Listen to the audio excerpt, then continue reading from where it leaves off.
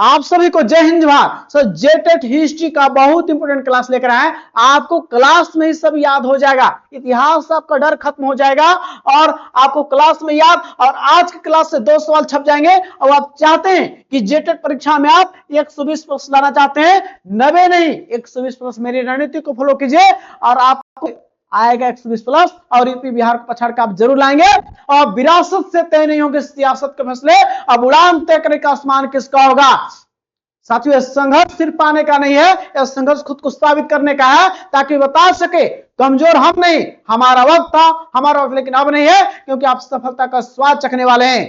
प्यारे साथियों जो आपके विरोधी उनके लिए उनका मस्तक भी झुकेगा, उनका अहंकार भी टूटेगा। तो बस शांत होकर अपनी मंजिल पर बढ़ता चला जा। आज तू जमाने के आगे झुका है, कल तेरे आगे पूरा आसमान झुकेगा। तो चलिए इतिहास का टॉपिक है 18वीं सदी में नई राजनीतिक संरचना है जो आपको पास करा देगा।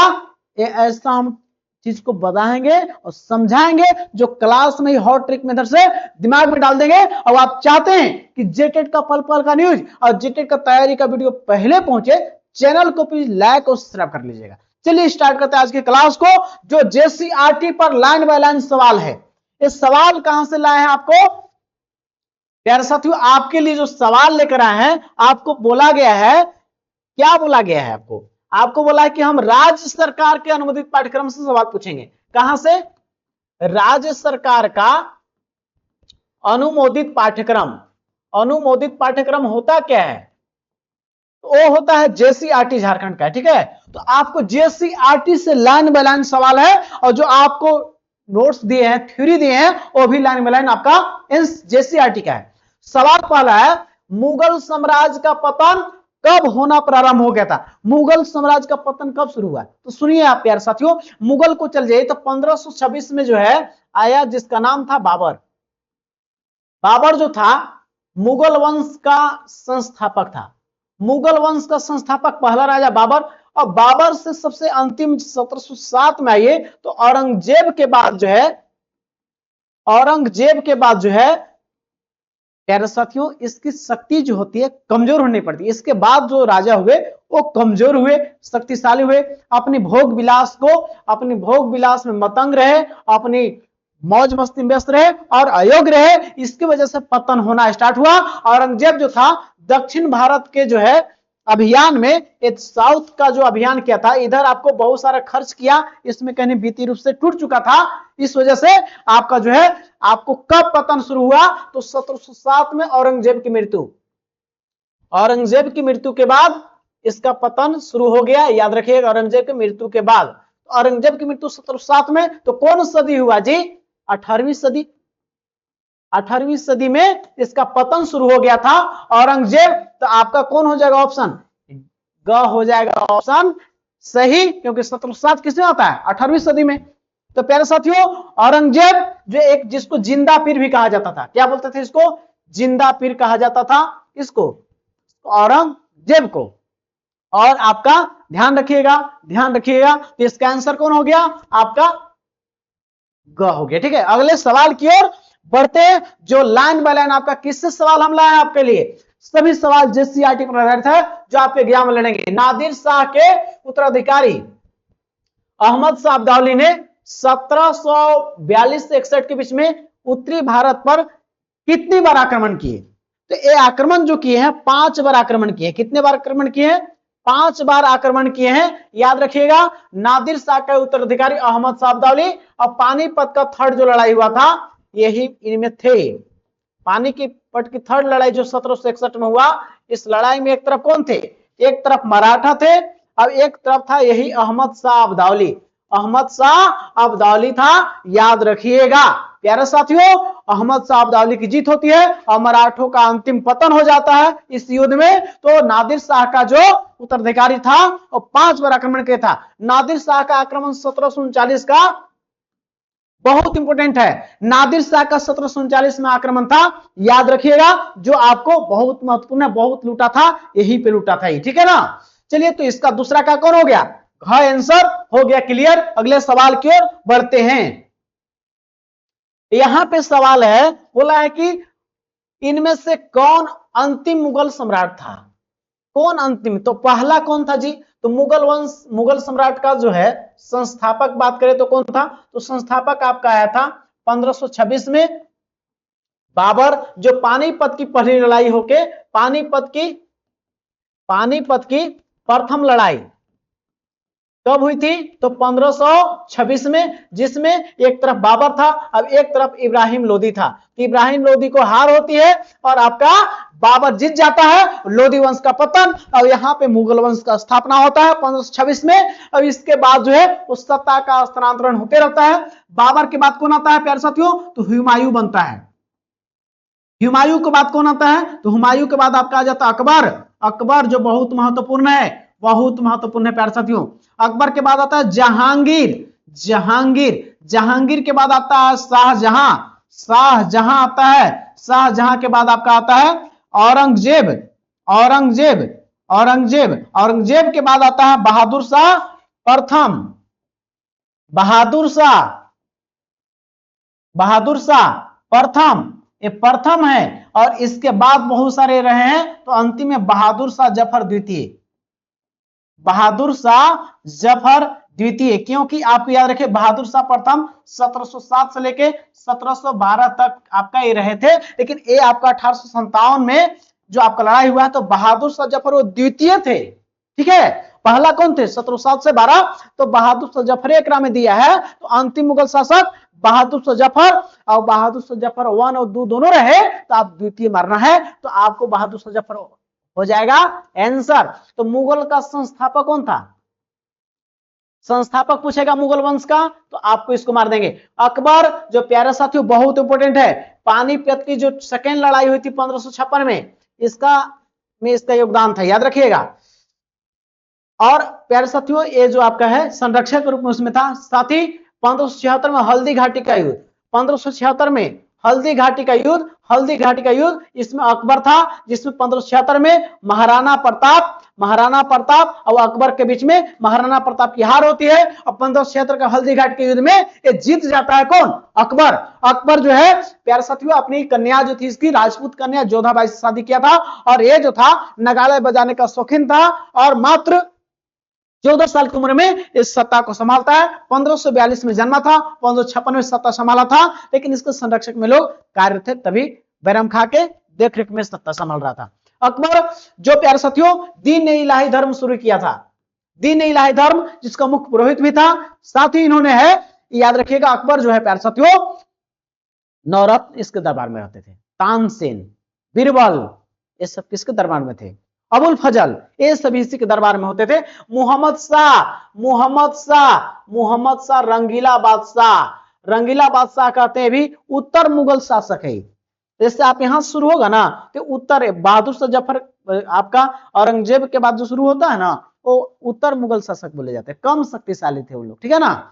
तो आपका रंगीला बादशाह और नादिर शाह का आक्रमण 1739 में के समय हुआ था। मोहम्मद शाह उत्तर मुगल शासक है, ठीक है ना। एक मुगल हो गए, बाबर से लेके आपका औरंगजेब तक। औरंगजेब के बाद जो आते हैं उनको कहा जाता है बहादुर शाह जफर।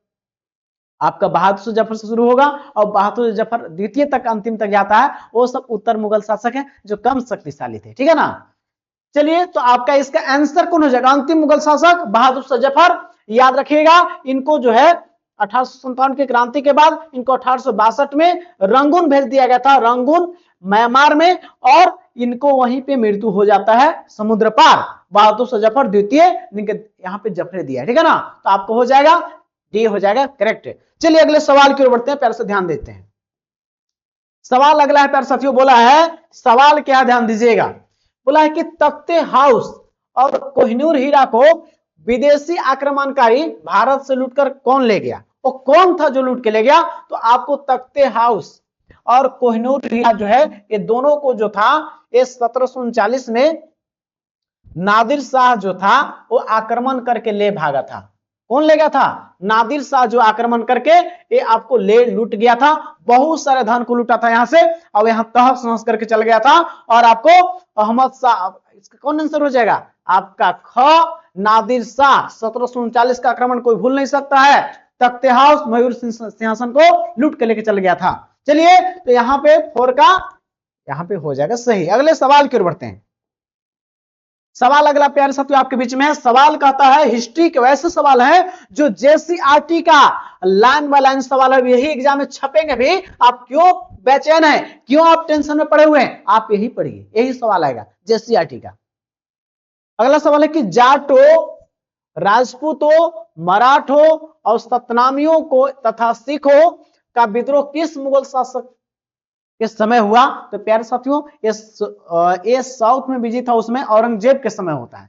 आपका जहांगीर के समय नहीं होता, शाहजहां के नहीं होता, औरंगजेब के समय होता है। किसके समय? आपका ग हो जाएगा। कुछ जहांगीर के बारे में सुन ली। इसके समय चित्रकला जो था ना वो बड़ा पॉपुलर था। चित्रकला जो था ना ये उसके समय बहुत उच्च कोटि के था। इसके समय जो है वास्तुकला का स्वर्ण काल कहा जाता है। किसके समय? शाहजहां। यही ताजमहल का निर्माण करा, बहुत सारे जो है निर्माण यही करवाया है शाहजहां। ठीक है, ध्यान रखिए, जहांगीर का लड़का था। औरंगजेब, जिंदा पीर और अकबर जानते ही है कि आपका हल्दी घाटी का युद्ध लड़ा है और आपका दीन इलाही धर्म और सभी धर्म को मिलाकर चलते नगाड़ा बजाने का शौकीन था और यही नवरत्न रखता था। तो आपका हो जाएगा जाट। इसमें औरंगजेब के समय आक्रमण विरोध हुआ था। 5 का ग। अगला सवाल आपके खाली स्थान। ये देखिए सभी सवाल जो है ना हम लाए हैं कहां से? तो आपको जेसीईआरटी से लाइन बाय लाइन चीजों को ले आए हैं। सवाल यहां पे है खाली स्थान भरना छठा में। ठीक है, क्या है? पहला सवाल है स्वतंत्र हैदराबाद राज्य का संस्थापक कौन था? देखिए जैसे पता है कि 1707 में औरंगजेब की मृत्यु होती है तो अलग अलग क्षेत्रों में से अवध में नया उत्पन्न होगा, फिर बंगाल भी स्वतंत्र हो जाता है, वहां पे नहीं देता है दिल्ली को टैक्स, फिर आपको हैदराबाद, फिर आपका सिख लोग अलग स्वतंत्र होते गए, फिर आपका मराठा लोग। इनका उत्पत्ति होता है 1707 के बाद बहुत बेहतरीन रूप से उत्पन्न होते हैं। क्यों? क्योंकि उसमें औरंगजेब एक केंद्रीय सत्ता कमजोर हो जाती है। तो यहाँ पे हैदराबाद का संस्थापक 1724 में हुआ था जिसका नाम था निजाम उल मुल्क। निजाम उल मुल्क जो था यही संस्थापक था हैदराबाद का 1724 में। फिर अगला है कि अवध राज्य का अंतिम शासक। तो अवध राज्य का जो है इसका कौन था? वाजिद अली शाह। वाजिद अली शाह जो था, वाजिद अली शाह ये था आपको अंतिम शासक था अवध का। तो इसका पहला कौन था? तो पहला इसका अवध का कौन था जी? पहला था जिसका नाम शहादत खां। सआदत खां, सआदत खान किसका पहला था? तो अवध का पहला शासक कौन था? सआदत खान। और इसका अंतिम कौन था? वाजिद अली शाह। फिर है मुर्शिद कुली खां। बंगाल की राजधानी कहां चले चल गया? तो सबसे पहले राजधानी तो था ना ढाका था और ढाका से मुर्शिदाबाद हुआ। सवाल पूछ देता है कि कहां से कहां राजधानी बंगाल का हुआ? मुर्शिदाबाद से फिर मुंगेर होता है। ये कौन कौन के इसको याद रखेगा। तो ढाका से मुर्शिदाबाद किया था मुर्शिद कुली खां, मुर्शिद कुली खां। और फिर आपको मुर्शिदाबाद से मुंगेर कौन किया था? मुर्शिदाबाद से मुंगेर जो किया था, ढाका से मुर्शिदाबाद किया कौन? मुर्शिद कुली खां। मुर्शिदाबाद, मुर्शिदाबाद। अब सवाल, ये तो सवाल हो गया कि मुर्शिद कुली खां बंगाल की राजधानी ढाका से मुर्शिदाबाद लेने चल गया था। लेकिन अब सवाल पूछ देगा कि मुर्शिदाबाद से मुंगेर कौन राजधानी क्या था? मुर्शिदाबाद से मुंगेर ये कौन किया था? आप इसको कमेंट करेंगे, आपके लिए कमेंट का सवाल रह गया कि आपका इंतजार करेंगे कि ढाका से मुर्शिदाबाद तो क्या मुर्शिद कुली खां, लेकिन मुर्शिदाबाद से मुंगेर कौन किया था? तो आपका हो गया इसका आंसर। अब यहां पे बोला है कि मुगल काल में यानी कि मुगल समय में डॉट डॉट खाली स्थान को भरना को वतन जागीरी मिली थी। तो किसको मिला था? राजपूतों को वतन जागीरी मिली थी। वतन जागीर क्या होता है? वतन जागीर होता है, बोलता है वतन जागीर में ना, वतन जागीर बोलता है कि ठीक है तुम राजा रहेगा और तुम्हारे संतान भी राजा बनेंगे, लेकिन हमको तुम टैक्स पहुंचा भी रहना और हमारा सम्मान करना, मेरा इज्जत देना, प्रतिष्ठा देना। वही वतन जागीरी खासकर मिला था। मेवाड़ तेवाड़ के जितने भी सब राज्य थे वो सबको बोला गया था। अकबर के समय खासकर ज्यादा अब वतन जागीरी मिली थी। बोला था कि ठीक है तुम हम लोग मान सम्मान दो, मेरा स्वीकार करो अधीनता और टैक्स दे रहो, तुम राजा रहेगा, तुम्हारा बेटा भी रहेगा, कोई खतरा नहीं तुम्हारा है। तो वतन जागीरी राजपूतों को मिला था, याद रखिएगा। तो आपको हो जाएगा 4 का खालिस्तान में ए। ठीक है ना। चलिए अगले इसक में बढ़ते हैं।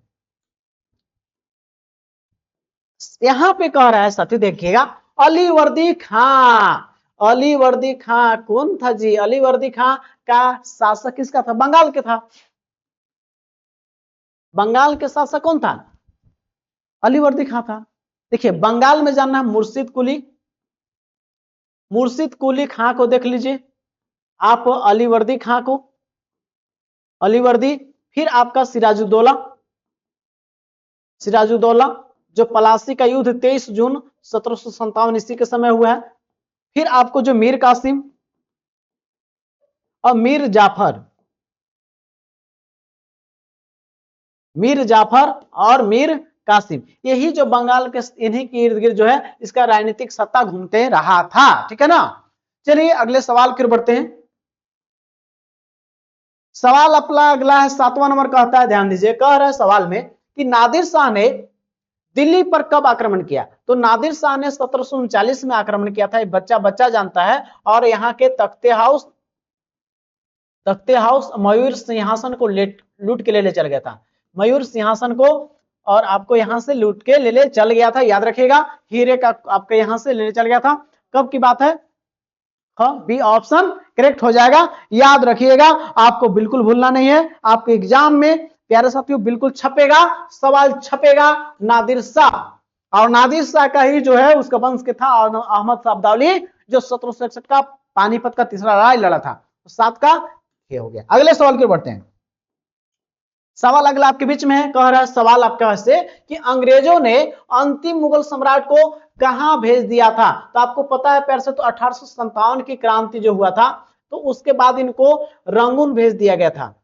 रंगून जो म्यांमार में है, म्यांमार में है, जिसको हम लोग बर्मा पहले बोलते थे, अभी म्यांमार नाम हो गया। और ये इनके सामने ही बहादुर शाह जफर हुए, कौन है?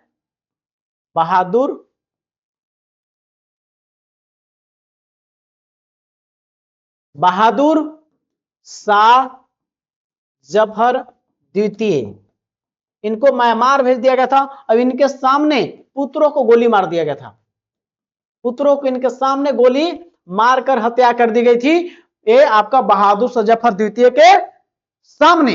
अरे 1862 में इनको जो है रंगून में ही, रंगून म्यांमार में इनकी मृत्यु हो जाती है, याद रखिएगा इसको, ठीक है ना। तो रंगून आपका म्यांमार में पड़ता है, ऑप्शन ग हो जाएगा, ठीक है, ध्यान रखिएगा आप लोग। 8 का ग। अगले सवाल की ओर बढ़ते हैं। नादिर शाह के समय, सवाल है कि नादिर शाह के आक्रमण के समय मुगल सम्राट कौन थे? लेकिन नादिर शाह जब आक्रमण किए, तो नादिर शाह के आक्रमण कब हुआ है? तो आपको याद रखिए 1739 में आक्रमण हुआ है, जो आपको मयूर सिंहासन और तख्ते हाउस को लूट के ले चल गया था, याद रखिएगा। ये उसमें राजा थे मोहम्मद शाह थे, याद रखिएगा। अब इनको रंगीला बादशाह कहा जाता है, अब इन्हीं के समय जो है नादिर शाह आक्रमण किया था, इसको याद रखिएगा। तो आपको मोहम्मद शाह ऑप्शन ए में ही, क में ही है, तो आपका आंसर हो जाएगा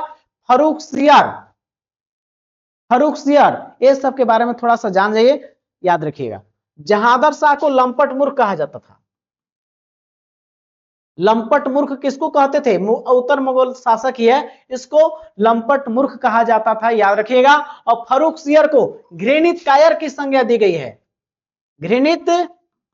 घृणित कायर की संज्ञा किसको दिया गया है? इसी को। ये किसमें आते हैं? तो उत्तर मुगल जो शासक हुए ना, मुगल के बाद जैसे औरंगजेब के बाद जैसे बहादुर शाह जफर प्रताप, उसके बाद ये सब मोहम्मद शाह, ये सब जो हुए ना है, उसके बाद के हैं। तो आपका मोहम्मद शाह के समय क्या हुआ? नादिर शाह का आक्रमण। फर्रुख सियर घृणित कायर की संज्ञा है। जहांदर शाह को लंपट मूर्ख कहा जाता है। तो 9 का इसका आंसर तो आपका ए हो गया, करेक्ट हो गया, ठीक है।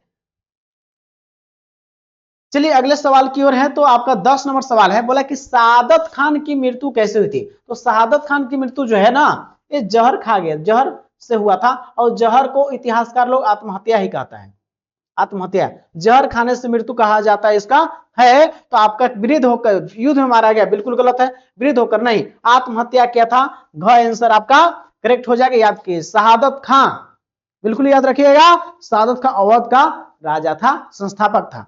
शहादत खान की मृत्यु आत्महत्या किया था, जहर खा लिया था ना। तो आपका 10 का घ आंसर करेक्ट हो गया। सादत खान की मृत्यु आप लोग देख लिए कैसे हुआ है, तो जहर खा गया था, ठीक है ना। अब यहाँ पे गुरु गोविंद सिंह, गुरु गोविंद सिंह ने खालसा पंथ की स्थापना कब की थी, तो गुरु गोविंद सिंह ने 1699 में खालसा पंथ की स्थापना किए थे, याद रखिएगा, बिल्कुल याद रखिएगा, 76 सवाल में है। अब बात करते हैं सिख संप्रदाय। सिख संप्रदाय का जो संस्थापक मानते हैं, संप्रदाय के संस्थापक कौन थे, संस्थापक आपका थे गुरु नानक। गुरु नानक याद रखिएगा, गुरु नानक, गुरु अंगद उसके बाद हुए, सब अलग अलग होते गए, लेकिन इसका अंतिम 10वें गुरु या सिखों के अंतिम गुरु पूछा जाएगा, सिखों के अंतिम गुरु पूछा जाएगा तो गुरु गोविंद सिंह, गुरु गोविंद सिंह याद रखिएगा। और खालसा पंथ इनसे जुड़ा हुआ बहुत पूछता है, खालसा पंथ का संस्थापक यही है, तो आपका ऑप्शन कौन दिया है, ग में हो जाएगा, करेक्ट टिक कर देंगे, याद रखिएगा, याद रखिएगा। चलिए 11 का ग हो गया, अगले सवाल की ओर बढ़ते हैं। शिवाजी के व्यक्तित्व पे, शिवाजी के व्यक्तित्व पे सर्वाधिक प्रभाव किसका पड़ा था, तो शिवाजी के जो है सर्वाधिक, उनके व्यक्ति पर्सनालिटी पे सर्वाधिक प्रभाव किसका पड़ा था, तो याद रखिएगा इनकी माताजी जिनका नाम था जीजाबाई, और इनके कोंडदेव थे उनके आधार, कोंडदेव ये इनके आध्यात्मिक गुरु कोंडदेव का जो था ज्यादा पड़ा था, लेकिन इनकी माता का इनके व्यक्तित्व पे ज्यादा प्रभाव पड़ा था। और इनके पिता का नाम बात करें तो शाहजी भोसले थे, शाहजी भोसले इनके पिताजी थे। और इनके गुरु जो थे गुरु रामदास, इनके गुरु कौन थे, रामदास, इसको याद रखिएगा, याद रखिएगा, याद रखिएगा। प्यारे साथियों, तो इनके जीवन पे किसका प्रभाव ज्यादा पड़ा था, तो आपको अपनी इनकी माता, इनके आधार पे, इनका जो जन्म हुआ था शिवाजी का 1627 ईस्वी में, 1627 ईस्वी में गुरिल्ला युद्ध में माहिर थे, गुरिल्ला युद्ध छिपकर युद्ध करने में माहिर थे, इसको याद रखिएगा। और शिवाजी के समय एक इनका मंत्रिमंडल जो था वो बहुत पूछता है कि इनका मंत्रिमंडल को क्या बोलते थे, इनके मंत्रिमंडल को अष्ट प्रधान कहा जाता था, अष्ट प्रधान, इनके मंत्रिमंडल को अष्ट प्रधान कहा जाता था, जिसका हेड जो होता था पेशवा कहलाता था, जो प्रधानमंत्री के पद पर होता था, पेशवा इसका प्रधानमंत्री पद होता था, अष्ट प्रधान का हेड होता था पेशवा। और इन्होंने 2 टैक्स लगाए थे, जिसका नाम था चौथ और सरदेशमुखी, चौथ और एक था सरदेशमुखी। इनका 2 टैक्स बहुत पूछता है कि चौथ और सरदेशमुखी कौन लगाया था शिवाजी के समय, ये था 25%, यानी कि 1/4 जो भी राजस्व है उसका 1/4 ले लेते, और सरदेशमुखी जो 1/10 था, माने 10 रुपया में 1 रुपया। और आपका चौथ आपका 1/4 25% कह सकते हैं, और आपका सरदेशमुखी 10% 1/10 था। इसको बिल्कुल याद रखिएगा, बिल्कुल याद रखिएगा, आपके एग्जाम में छपेंगे तो आपका इसका आंसर, इनके जीवन पर सबसे ज्यादा प्रभाव किनका था, जीजाबाई का था, जीजाबाई का था। 12 का ए हो गया करेक्ट। चलिए अगले सवाल की ओर बढ़ते हैं। शिवाजी के मंत्रिमंडल को कहा जाता था, अभी तुरंत बताते कि शिवाजी के मंत्रिमंडल को क्या कहते थे, अष्ट प्रधान, अष्ट प्रधान कहते थे, याद रखेंगे, आपको इसको छोड़ना नहीं है, तो आपका ऑप्शन ए हो जाएगा करेक्ट, 13 का 1 का हो जाएगा। चलिए अगले सवाल की ओर प्यारे साथियों बढ़ते हैं प्यारे साथियों, बिल्कुल आप याद रखिएगा, आप जीतने के लिए बने, ठान लिए तो आपकी जीत होगी, और जीतने के लिए बने आप हैं, याद रखिएगा, रख हौसला और मंजर भी आएगा, प्यासे के पास चलकर समुद्र भी आएगा, थक कर ना बैठे मंजिल के मुसाफिर, मंजिल भी मिलेगी और मिलने का मजा भी आएगा। आपको सफलता कोई नहीं रोकने वाला है, क्योंकि आप पहले का दौर खत्म हो रहा है, क्योंकि आप अपने अंदर एक नया देखिए, नया एक व्यक्तित्व देखिए, आप पुरानी चीज को भूल जाइए, क्योंकि पुरानी चीज को कोई याद करने से कोई फायदा नहीं है। आप नया, हर दिन एक नया जीवन मिलता है, जो मॉर्निंग होता है एक नया जीवन होता है। तो अपनी तैयारी के लिए अपनी नया सोच के साथ डेली उठिए और मेहनत कीजिए, आपकी सफलता तय है, क्योंकि आप थिंकिंग भी पॉजिटिव, रिजल्ट भी पॉजिटिव। तो अच्छा सोचिए, अच्छा व्यक्ति बनिए और आपकी सफलता तय है। तो प्यारे साथियों स्टार्ट करते हैं, आपकी जीत में हम आपके साथ हैं और आपकी सफलता तय होने वाली है, आपको रोकने वाला कोई नहीं है, क्योंकि आप पढ़ रहे हैं, मेहनत कर रहे हैं और मेहनत का फल मिलता है। लेकिन डेली पढ़िए, थोड़ा सा ही पढ़िए, लेकिन पढ़िए, लेकिन रोकिए नहीं। आप दौड़ते नहीं हैं तो चलिए, चल नहीं पाते तो रेंगिए, लेकिन चलिए प्यारे साथियों, क्योंकि आप लोग बढ़ रहे हैं आगे, आप पीछे ना रह जाएंगे, इसलिए चलना है। चलिए साथियों देखते हैं पानीपत के तीसरी लड़ाई 1761 में निम्न में से कौन सा मराठा सहयोगी था? तो मराठा का सहयोगी जो था ना, मराठा लोग, और किसमें बीच में लड़ाई हुआ था? तीसरा पानीपत का युद्ध, तीसरा 1761 में मराठा और अहमद शाह अब्दाली के बीच में, अहमद शाह अब्दाली के बीच में हुआ था। इसमें जानते हैं बेचारा मराठा लोग को पूरा एकदम गर्दा उड़ा दिया था। इनको मराठा का जो है ना पूरा पतन कहिए, पूरी तरह से विनाश की स्थिति में हो गया था। न इसका निजाम साथ दिया, न अवध दिया, न जाट दिया, कोई इसका सहायता नहीं किया था हैदराबाद मराठा लोग को। मराठा लोग को जो था पहले से कि हम दिल्ली तक सत्ता पर राज काबिज होंगे, दिल्ली तो छोड़ो, तुम पंजाब, बंबई, महाराष्ट्र भी नहीं संभाल पाएगा, नहीं संभाल पाया। तो इनका जो सपना था दिल्ली पर गद्दी पर राज करने का, वो सपना ही रह गया।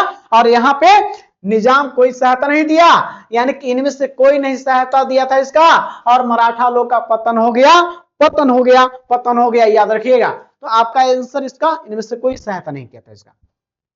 चलिए अगले सवाल की ओर बढ़ते हैं प्यारे साथियों, अगले सवाल की ओर। सवाल यहाँ पे है, तो यहाँ पे बोला कि निम्नलिखित में से कौन सा महाराष्ट्र से संबंधित नहीं है?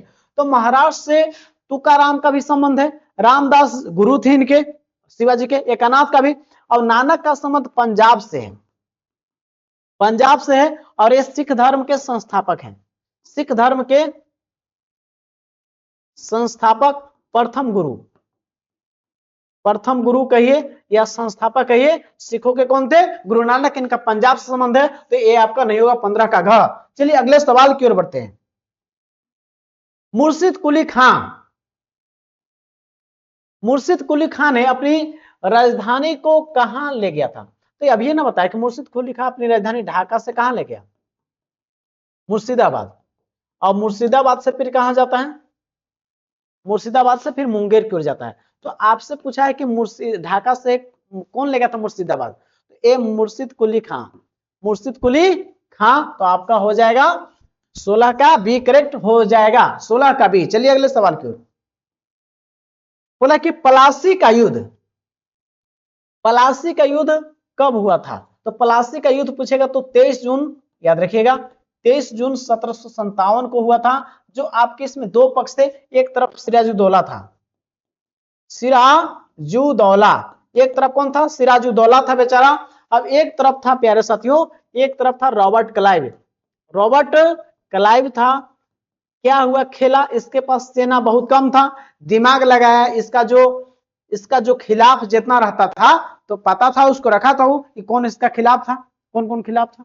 तो इसका जो खिलाफ था मीर जाफर को मिला लिया अपने आप में, मीर जाफर को अपने आप में मिला लिया।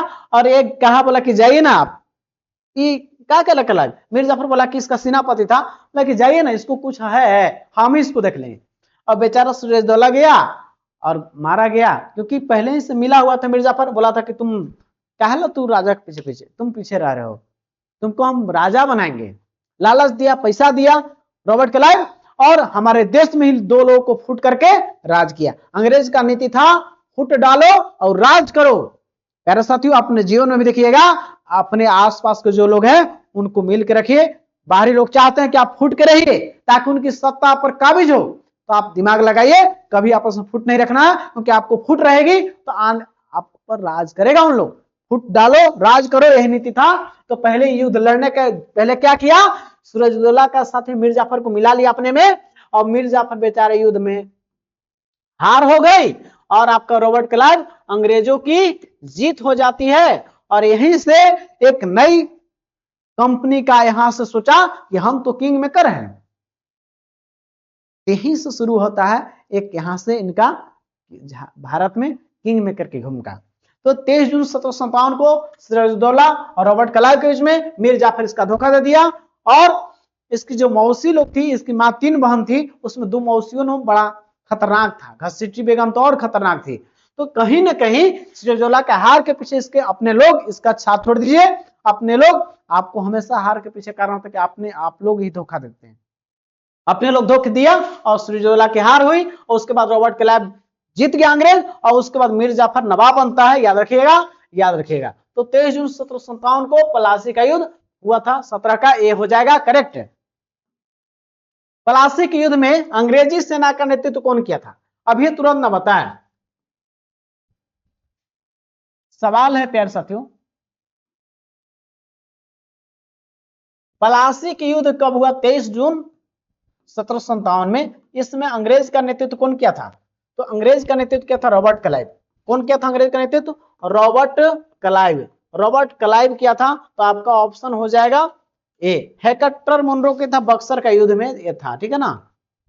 लॉर्ड डलहौजी, तो आपको पता है कि रेल चला था इसी के समय, और आपको रेल हो गया, और आपको राज हड़प नीति, डॉक्ट्रिन ऑफ लेफ्ट, डाक, रेल, ये सभी इसी के समय था, लॉर्ड डलहौजी के समय, ठीक है। तो आपको 18 का ए हो जाएगा करेक्ट। अगले सवाल कर बढ़ते हैं। अगला सवाल आपके बीच में बोल रहा है कि जयपुर शहर की स्थापना किसने की थी? तो जयपुर शहर की बोल रहा है, तो जयपुर शहर की स्थापना किया था सवाई राजा जयसिंह। ये विज्ञान इस सब की चीज को है ना, उसको प्राथमिकता देते थे, और एक आपका एक अच्छे शासक के रूप में सवाई राजा सिंह हुए, जो जयपुर शहर की स्थापना में इनका हाथ है, ठीक है ना। 19 का ये। सिख धर्म की स्थापना किसने की? बोल रहा है कि सिख धर्म की स्थापना किसने की? तो सिख धर्म की स्थापना जो की थे गुरु नानक जी। गुरु नानक जी, याद रखिएगा, बहुत इंपोर्टेंट है, बहुत इंपोर्टेंट है। देखिए गुरु, और इसके अंतिम और 10वें गुरु पूछा जाएगा, तो 10वें गुरु इसके कौन थे? गुरु गोविंद सिंह। गुरु गोविंद सिंह, इन्होंने खालसा पंथ, इनका बड़ा इंपोर्टेंट है। खालसा पंथ का स्थापना ये के थे 1699 में, याद रखिएगा, याद रखिएगा, इनका इंपोर्टेंट है खालसा पंथ। अंतिम गुरु 10वें गुरु, खालसा पंथ का स्थापना 1699 में। तो गुरु सिख धर्म का स्थापना गुरु नानक देव ने किए थे, आपको याद रखना है। 20 का ए। चलिए अगला सवाल, गुरुमुखी लिपि। गुरुमुखी लिपि जो है, गुरुमुखी लिपि का आविष्कार किसने किया था? तो गुरुमुखी लिपि का जो आविष्कार किए थे गुरु नानक किए थे? नहीं, गुरु अंगद किए थे। किसका? गुरुमुखी लिपि का आविष्कार किए थे, ठीक है। तो आपका 21 का बी हो जाएगा करेक्ट। सवाल यहां पे है कि अमृतसर शहर की स्थापना, अमृतसर शहर की स्थापना कौन किए थे? अंगद किए थे? नहीं, ये रामदास द्वारा जो था, गुरु रामदास द्वारा अमृतसर शहर की स्थापना पूछा जाएगा, तो गुरु रामदास को टिक कर देंगे, याद रखिएगा। 22 का बी।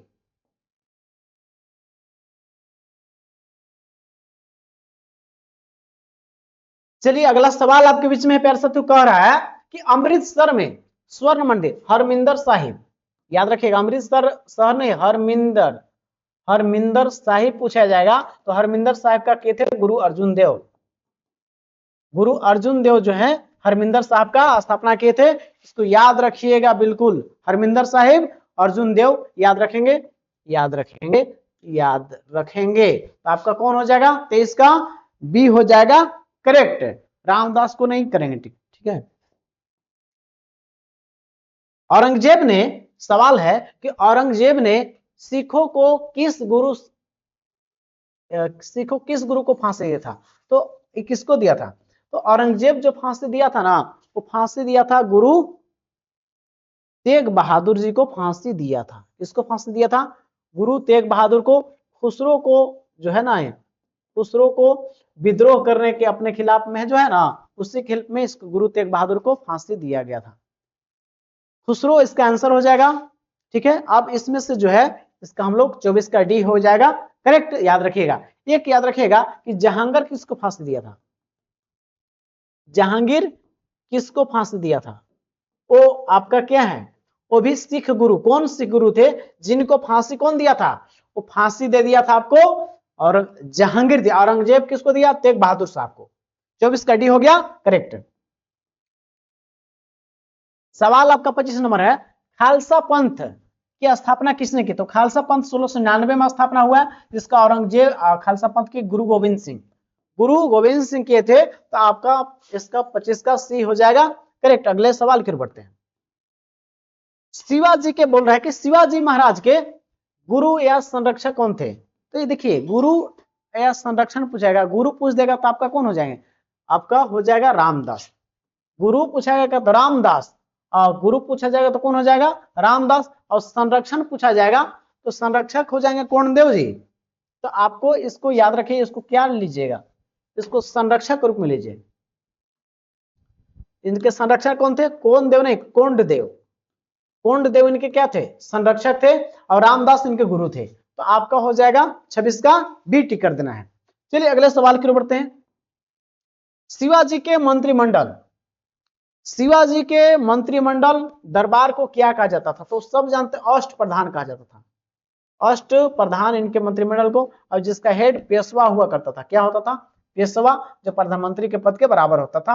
अष्ट प्रधान आपको 27 का ए टिक कर देंगे, जो जेसीईआरटी का लाइन बाय लाइन सवाल प्यार साथियों आपके बीच में लाए हैं। सवाल आपका है, शिवाजी ने अपने दरबार में किस भाषा को अपनाया था? तो जानिए शिवाजी मराठा महाराष्ट्र के थे, तो इन्होंने मराठी भाषा को अपनाया था। याद रखिएगा 28 का सी टिक कर देंगे। सवाल अगला है, मराठा काल में कौन से कर वसूले जाते थे? आपको बोले कि चौथ मैंने क्या होता है? 4, यानी कि 1/4 वसूले जाते थे। 1/4 वसूले जाते थे। ठीक है। एक सरदेशमुखी था, याद रखिएगा, जो आपको 1/10 यानी कि 10% ये होता था। 1/10 ये होता था 25%, यानी कि 1/4, यानी कि चौथ और सरदेशमुखी दोनों था। आपको ऑप्शन सी टिक कर देंगे। डायरेक्ट पूछता है कि कौन कौन टैक्स वसूले जाते थे, तो आप आंसर कीजिएगा चौथ और सरदेशमुखी। आपका 29 का सी। सवाल अगला है, मराठा साम्राज्य के संस्थापक कौन थे? तो मराठा साम्राज्य के संस्थापक कौन थे? बच्चा जानता है, ये शिवाजी थे, जिनका नाम 1627 में हुआ था। याद रखिएगा। चलिए 30 का ए हो गया करेक्ट। चलिए आज का लास्ट सवाल आपके बीच में लेकर आए हैं, जिसका नाम है जाट राज्य। बोले कि जाट राज्य की स्थापना किसने की थी? जाट राज्य की स्थापना किसने की थी? आप लोग टिक कीजिए। तो चूड़ामन सिंह और बदन सिंह। तो हाँ, चूड़ामन सिंह बदन सिंह दोनों मिलकर किए थे। याद रखिएगा। गुरु नानक सिख धर्म के संस्थापक थे, या सिखों के पहले गुरु है। सिखों के पहले गुरु कौन हुए? यही हुए। याद रखिएगा। सवाई जय सिंह जयपुर शहर की स्थापना किए थे। जयपुर शहर की स्थापना किसने किया था? सवाई जय सिंह। याद रखिएगा। साथ ही शिवाजी मराठा राज्य के संस्थापक थे। मराठा राज्य के संस्थापक शिवाजी। तो आप चारों ऑप्शन देख लिए। आप चूड़ामन सिंह बदन सिंह जाट राज्य से, गुरु नानक सिख धर्म के संस्थापक, सवाई जय सिंह जयपुर शहर की स्थापना की थी, और इन्होंने विज्ञान पर ध्यान दिया था अपने क्षेत्र में, विज्ञान साइंस पे। मराठा राज्य के संस्थापक शिवाजी थे। चौथ सरदेशमुखी वसूला जाता था। इनके माता जी थे जीजाबाई, जिनका व्यक्तित्व पर बहुत बड़ा प्रभाव था। पिताजी शाहजी भोसले, और इनके गुरु थे रामदास, और इनके संरक्षक थे कोंडदेव जी।